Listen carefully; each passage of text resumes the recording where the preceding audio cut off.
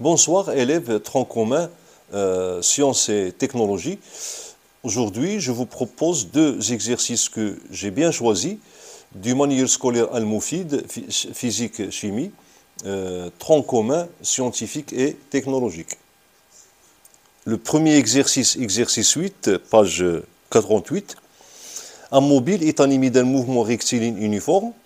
À la date t égale à 1 seconde, elle est à l'abscisse x égale à 8 mètres.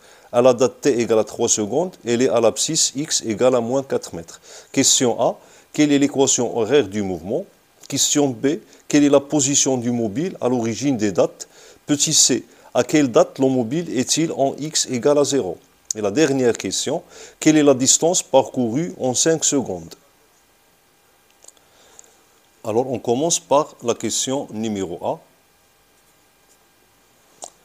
Alors je dois organiser sur ma feuille les données. À la date t égale à 1 seconde, elle est à l'abscisse x égale à 8 mètres.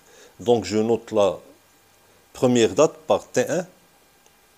Donc à t1 égale à 1 seconde. L'abscisse du mobile que je vais noter par x1 égale à 8 mètres. À l'instant, ou bien à la date t2, égale à 3 secondes, l'abscisse du mobile, x2, égale à moins 4 mètres. Alors, j'ai mis l'unité entre parenthèses parce que ce sont des abscisses et non pas des distances ou bien des longueurs. Puisqu'ils peuvent être positifs ou bien négatifs. Bon, puisque le mouvement est rectiligne est uniforme, alors la trajectoire est une droite. Donc, je choisis un repère dans lequel je vais étudier le mouvement. Et ce repère est constitué d'un seul axe, et cet axe doit être soit parallèle ou bien confondu avec la trajectoire rectiligne. Okay? Donc, étudions le mouvement dans le repère R, O, I. Je représente donc l'axe des X, ou bien l'axe des abscisses, X. Je choisis comme origine le point O, le vecteur unitaire I. X1 positif, donc il se trouve de ce côté, dans le côté des abscisses positives. Alors là, j'ai X1. Et X2 qui est égal à moins 4 mètres, donc négatif, je l'ai choisi du côté des abscisses négatives. Voilà X2. Bon, mouvement rectiligne uniforme, donc si seulement si, l'équation horaire s'écrit comme suite. X de t égale à V fois le temps plus X0. Alors pour que l'équation soit définie, je dois trouver la valeur de l'abscisse du vecteur vitesse et X0.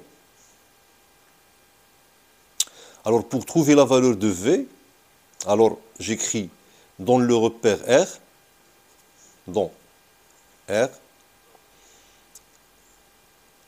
V s'écrit comme suite, égal à l'abscisse V fois le vecteur unitaire I. Et d'autre part, je peux exprimer le vecteur V en fonction du vecteur. Alors, l'extrémité de ce vecteur, c'est la position de l'abscisse x1 que je vais noter M1. Et l'origine de ce vecteur, c'est la position que je vais noter par M2 d'abscisse x2. Et V s'écrit donc le vecteur M1, M2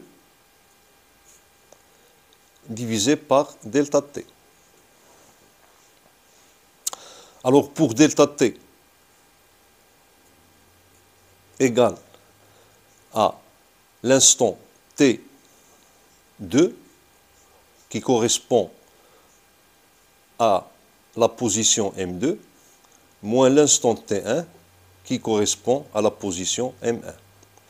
Et le vecteur M1, M2 s'écrit dans le repère comme suite. Donc égal à l'abscisse de l'extrémité du vecteur, qui est x2, moins l'abscisse de l'origine du vecteur, qui est x1, facteur du vecteur unitaire i. Ainsi, V égale. Je remplace M1, M2 par son expression. Ça va donner x2 moins x1 fois le vecteur i, divisé par delta t. Et delta t, c'est t2 moins t1. En comparant l'expression 1 et l'expression 2, j'en déduis que V égale à x2 moins x1 sur t2 moins t1. Et en faisant une application numérique, je trouve la valeur de l'abscisse du vecteur vitesse.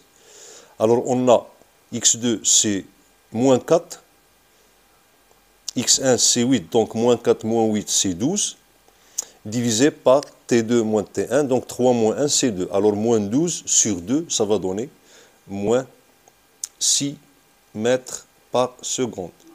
Et je mets mètres par seconde, l'unité entre parenthèses, puisque V, c'est une abscisse. Et on a trouvé l'abscisse du vecteur vitesse négative. Pourquoi? Parce que le sens du mouvement est opposé au sens du vecteur I. Alors voilà le sens du mouvement. Sens du mouvement. Si le sens du mouvement est le même que le sens du vecteur I, dans ce cas, on va trouver l'abscisse du vecteur vitesse positive. Alors, il nous reste de déterminer x0. Okay? Alors là, pour déterminer x0, donc on a déjà déterminé v, donc je peux écrire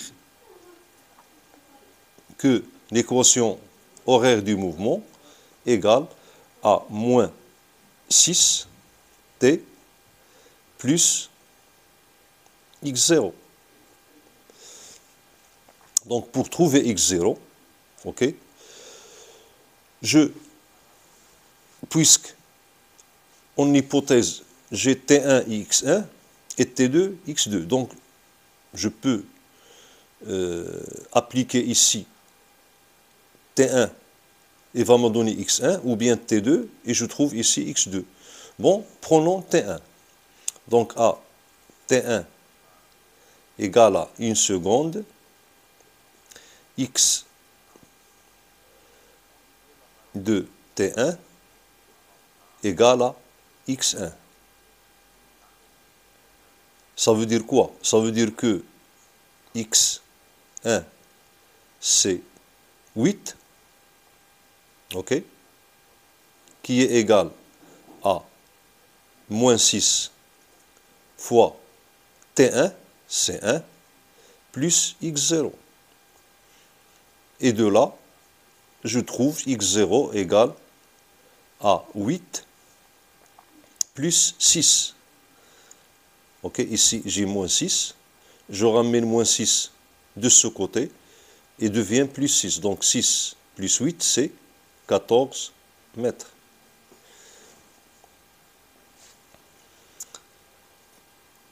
D'où l'équation x de t égale à moins 6t plus 14 mètres entre parenthèses, puisque c'est une équation horaire.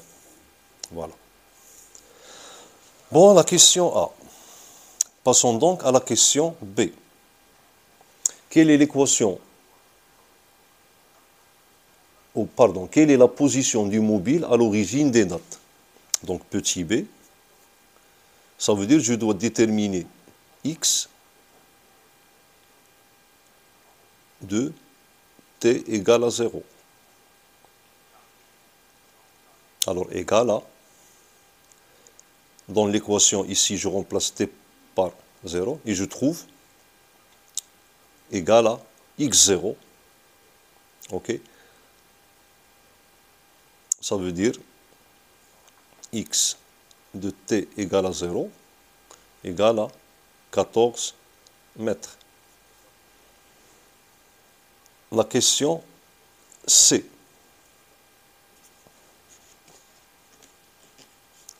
C'est à quelle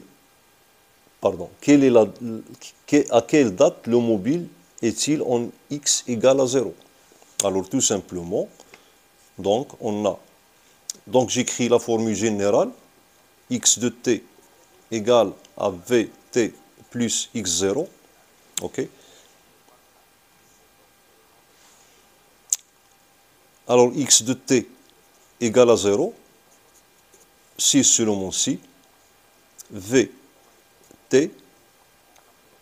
que je vais noter par t0, plus x0 égale à 0. Et de là, je trouve que t0 égale à moins x0 sur v. Et puis, je fais une application numérique.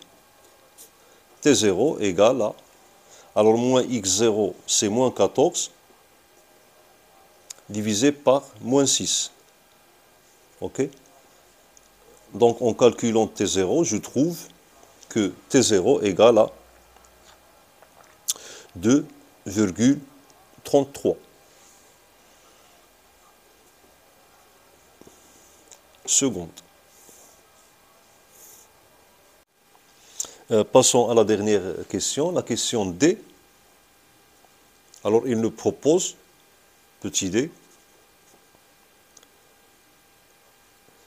quelle est la distance parcourue en 5 secondes? Alors, cette question, j'ai deux façons, ou bien deux méthodes de la résoudre.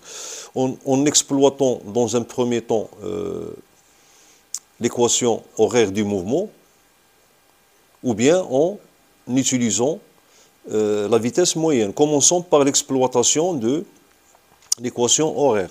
Alors j'écris l'équation horaire d'une façon générale, x de t égale à donc v t plus x0. Bon, pour bien comprendre, je vais tracer l'axe des x. Ok, ici j'ai O, I. Alors ici j'ai le point, ou bien la position M0 d'abscisse x0. Alors supposons que à l'instant t égale 5 secondes, le mobile se trouve quelque part, ok, c'est pas moi, il se trouve ici par exemple. M. Et notons-le par M'. Ok. Et là, j'ai x'. Ok, à l'instant t'. Alors t' égale à 5 secondes. Ok. Donc, ici, j'ai x de t' égale à x'. Égale à quoi? Égale à v t' plus x0. Donc la distance qui sépare M0 et M' n'est autre que x' moins x0. C'est cette distance-là. En valeur absolue, bien sûr, pour que la distance sera positive. Donc la distance D égale à x' moins x0. En valeur absolue, bien sûr. Ça veut dire que D égale, alors x' c'est V fois T' plus x0 moins x0 en valeur absolue. x0 moins x0 c'est 0, il nous reste quoi? D égale à V T' en valeur absolue. Et en faisant une application numérique, ok, donc on trouve que D égale, alors V c'est moins 6, fois T', donc T' c'est 5, alors 30, moins 30, et la valeur absolue de moins 30 c'est 30. Donc c'est 30 mètres secondes moins 1. Alors là, j'ai enlevé les parenthèses. Pourquoi? Parce que D, c'est une distance, ok, qui est positive. C'est pour cela que j'ai enlevé les parenthèses. Ça veut dire que, d'une façon générale, en partant de l'équation horaire, ok, et je veux déterminer la distance parcourue à un intervalle de temps, ok, donc cet intervalle de temps, je le pose T, delta T égale à T moins T0, ok? Et la distance, donc, sera, d'une façon générale, la distance D égale à la valeur absolue de l'équation horaire x de t moins x0.